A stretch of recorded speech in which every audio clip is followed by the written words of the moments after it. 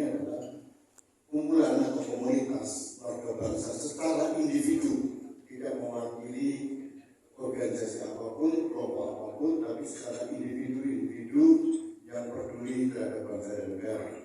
Dan dari forum penyelamat reformasi dan demokrasi ini terdiri dari beberapa perwira tinggi TNI Polri, kemudian ada akademisi, ada budayawan, ada tokoh-tokoh masyarakat yang lain, tokoh-tokoh perempuan, banyak sekali.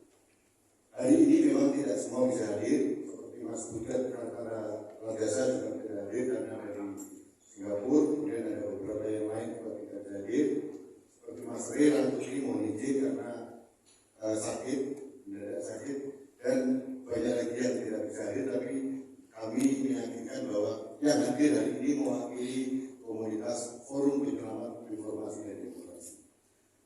Teman-teman media yang kami hormati, untuk meningkat waktu, acara kita akan dimulai dengan pembacaan petisi, tapi sebelumnya ada uraian terlebih dahulu dari akademisi kita, Profesor Ikrar Musawati. Kami persilakan.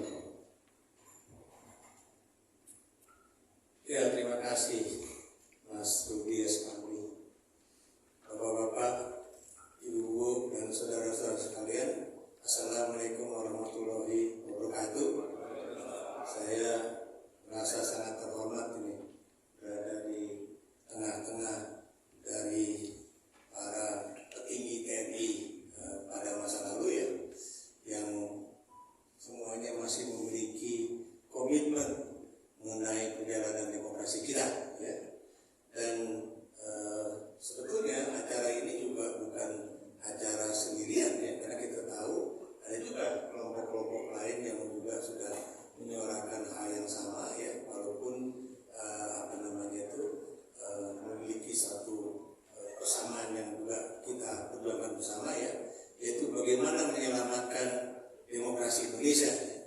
Dan kita juga tahu bahwa menyelamatkan demokrasi Indonesia itu tidak cukup di dalam satu langkah sendiri-sendiri semata ya, tapi memang banyak langkah-langkah yang akan diambil. Sebagai contoh misalnya teman-teman di parlemen juga sudah mempersiapkan apakah mereka bisa mengajukan hak angket ya, yang mudah-mudahan itu juga akan lolos di parlemen ya, sehingga kemudian pembahasan mengenai kecurangan-kecurangan pemilu ini itu benar-benar bisa dikupas habis ya, supaya di masa depan kecurangan-kecurangan semacam ini tidak akan terjadi lagi ya.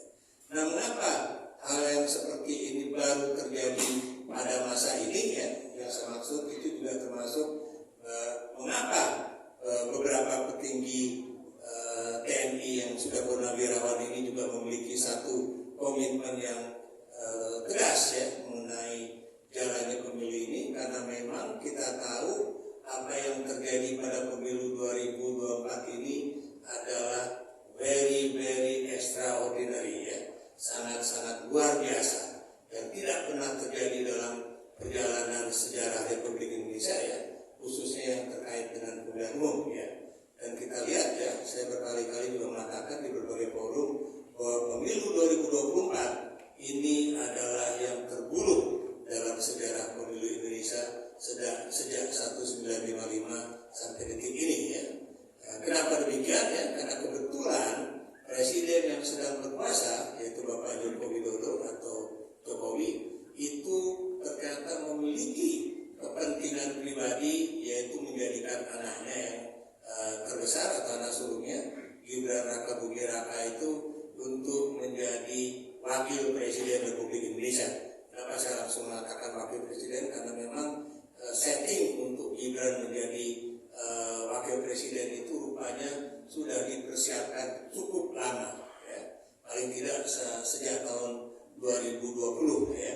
Dan Anda tahu ya, Pak Jokowi juga berkali-kali mengatakan apa, tapi juga kemudian berkali-kali juga dia membantahnya ya. Saya bercontoh misalnya bahwa katanya Gibran masih terlalu muda, belum cukup umur, pengalamannya juga baru 2 tahun menjadi wali kota Solo, jadi belum punya pengalaman yang kuat ya. Demikian juga dari segi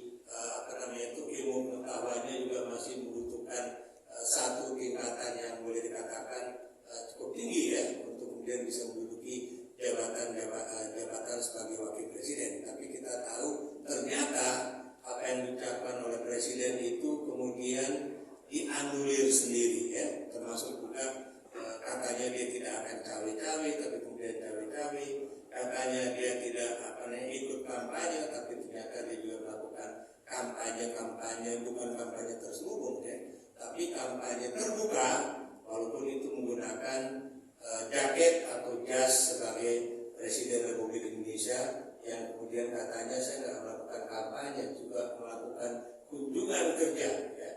Jadi itulah yang kita rasakan dan kita lihat bersama. Paling tidak ada beberapa abuse of power atau penyalahgunaan kekuasaan yang dilakukan oleh presiden. Yang pertama itu tentunya dalam kaitannya dengan undang-undang ya, yaitu penggunaan Mahkamah Konstitusi, karena kebetulan ketuanya itu adalah sang adik ipar ya, untuk kemudian melakukan rekayasa politik supaya Gibran itu sah bisa menjadi calon wakil presiden ya. Yang kedua kalau kita lihat ya, bagaimana intervensi terhadap lembaga-lembaga baik itu pemerintah maupun lembaga negara yang lain ya.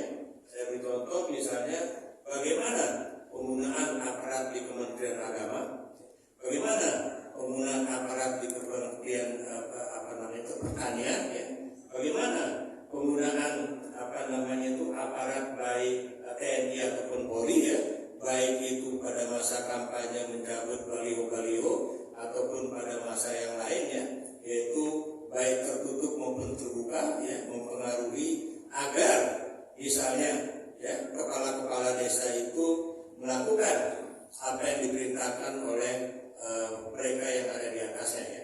Dan ketiga itu adalah bagaimana pelanggaran yang terkait misalnya pembagian bansos ya, baik yang dilakukan oleh presiden, baik yang dilakukan oleh para menteri, baik yang dilakukan oleh kaki tangannya di bawah ya, dalam membagikan bansos dan juga BLT, bukan cuma secara tutup tapi juga terbuka.